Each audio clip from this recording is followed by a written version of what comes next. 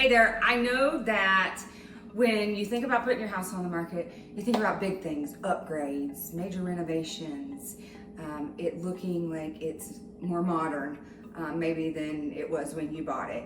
But there's something I want you to think about outside of that, and it's psychological value. What brings psychological value? So I've got 3 things for you to consider. The first is a clean house. This house we're getting ready to list, and the seller had a professional cleaner come in. She paid several $100s, and it's so nice and spick and span, and it makes such a huge difference. Think of it this way.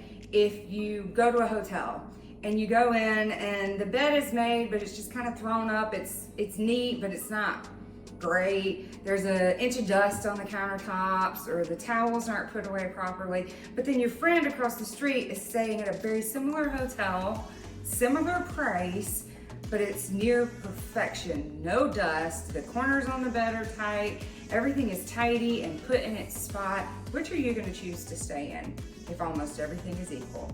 Probably the one that's spick and span. The same thing goes for your house. The second one is fresh paint. It doesn't have to be major, but if you've got a lot of scuff marks on the walls, paint is going to go a long way in the minds of buyers. If they come in and they see everything is nice and clean and crisp on the walls, on the trim, they're going to think, if they're willing to keep the walls in this kind of condition, I'm guessing they're going to keep everything else in really good condition too. One way you can think about that, you go into a restaurant.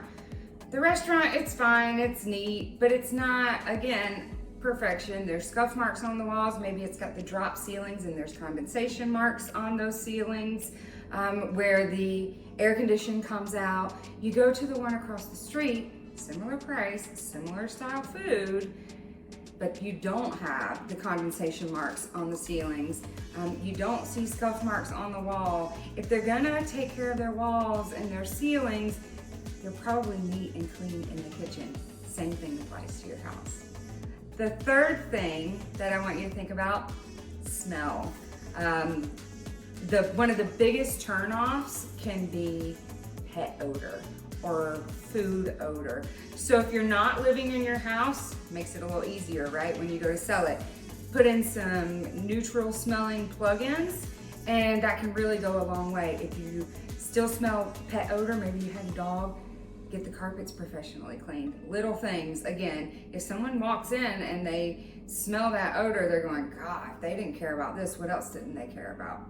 If you're living in your house, don't cook stinky food while it's on the market for sale. Make sure it's a neutral smelling food or something that's super delicious and not gonna be offensive. That's gonna be a big help in you selling your house over the competition. That's really the main goal, right? Standing out amongst the competition, especially in a market that's shifting in the direction of a buyer's market. Sellers, you gotta work a little bit harder than you've had to work over the last few years, and these psychological things can help you do that. If you want me to walk through your house, help you, tell you some ideas about things you can do without spending a ton of money, but they very well could return some money, let me know. Send me a message here or shoot me an email. It's april@allstarsc.com.